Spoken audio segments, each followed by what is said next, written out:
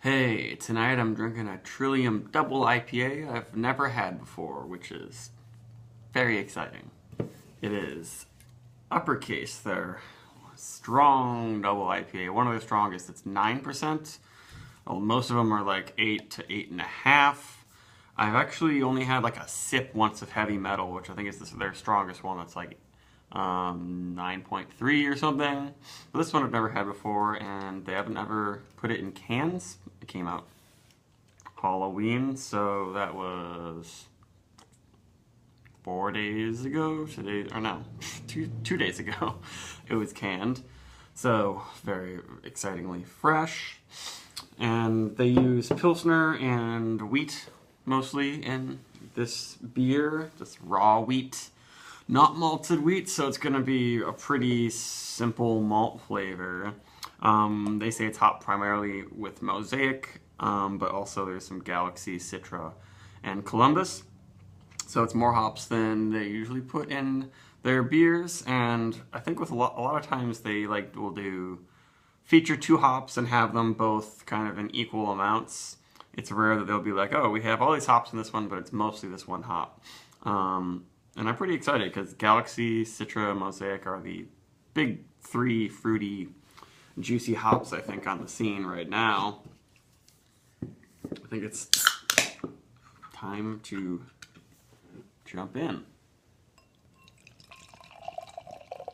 I just picked it up from the brewery today and I'm smelling it already.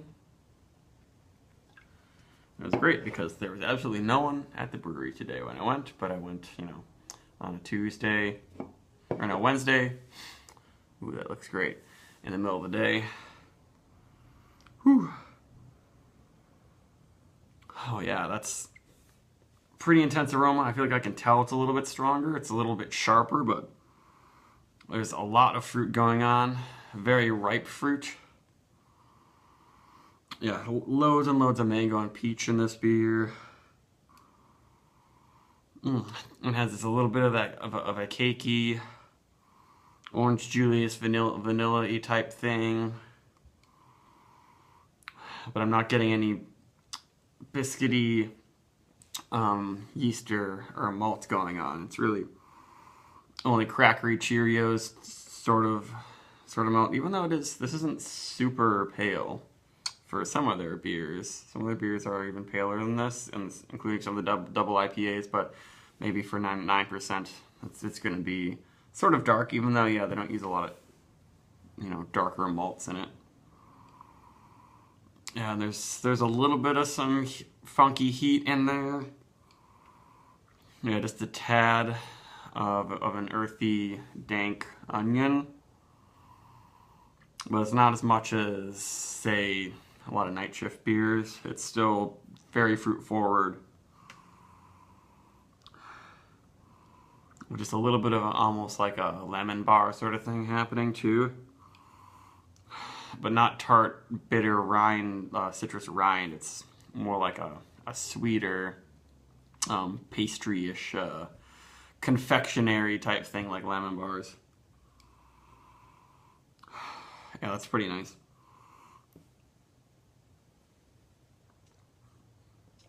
Whew.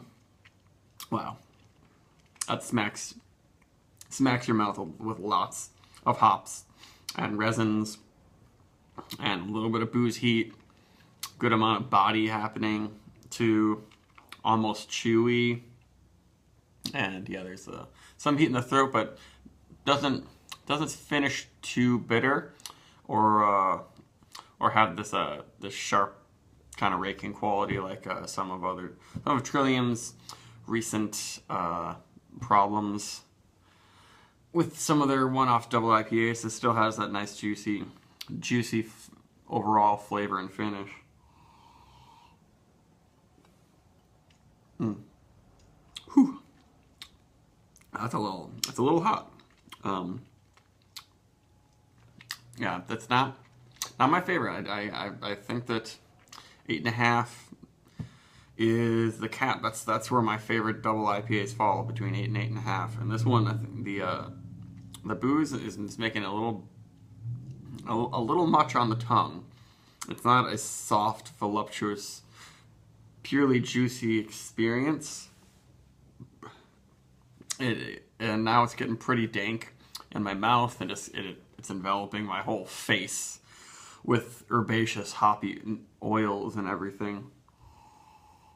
And now the aroma is shifting a little bit more onto the green side, which I definitely noticed with Mosaic. The Mosaic is coming out pretty hard with its green onion and sort of sweaty weed funk, which is kind of cool, but the fruitiness from Trillium is really what draws me in the most. This one just wallops you with the hops. And yeah, it's a little harsh. I mean, if people want something like this, they want something that in the first 2 sips will just take over your face with alcohol and a good amount of bitterness and dryness.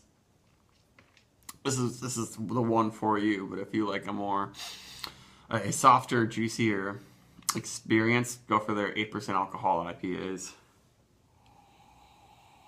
But it's a very formidable beer. There's a lot going on, and it smacks you in everywhere, all over the whole head, basically, with flavor and mouthfeel and body and everything. Which isn't, I mean, necessarily what I'm looking for in IPAs these days. I want massive amounts of hops and complexity, but not necessarily just them in a giant, big punch to the face. It's very good, but maybe it would mellow out with a few more days in the can. I don't know.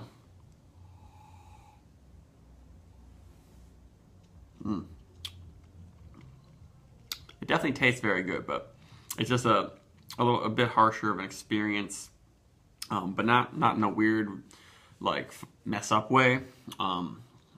It's just more of a West Coast type experience, I would say, in terms of the booze and the bitterness and all of that. It kind of has the wallop of a Stone IPA, but it has a lot more fruitiness and juiciness than your standard filtered West Coast style.